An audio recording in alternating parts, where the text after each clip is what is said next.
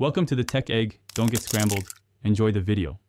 In this video, I will show you how to make Buldak Ramen using an easy method. First, boil water and cook your ramen noodles until they are perfectly al dente. Next, drain most of the water, leaving just a small amount, about 2 to 3 tablespoons, in the pot.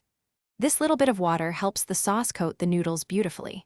Then, add both the spicy Buldak sauce and the dried flake packet directly to the noodles. Once the sauce and flakes are in, stir everything together vigorously. Make sure every strand of noodle is coated in that delicious, fiery sauce. Continue to cook for another 30 seconds to 1 minute, letting the sauce reduce and thicken slightly. This creates a richer, more intense flavor.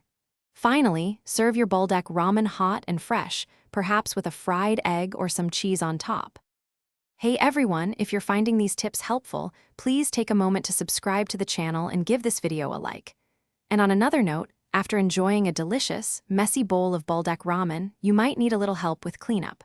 Upgrade your clean game with the Shark AI Ultra Robot Vacuum. It has voice control, self-empties, and is pet-friendly. Check the description for the link and other deals. Now, let's get back to the video. Buldak ramen is fantastic on its own, but don't be afraid to customize it.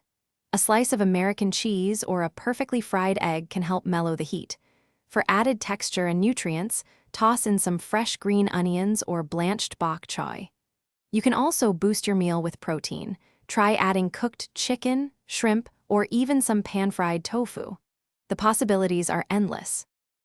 Thanks for watching. Consider subscribing if I helped unscramble your problems.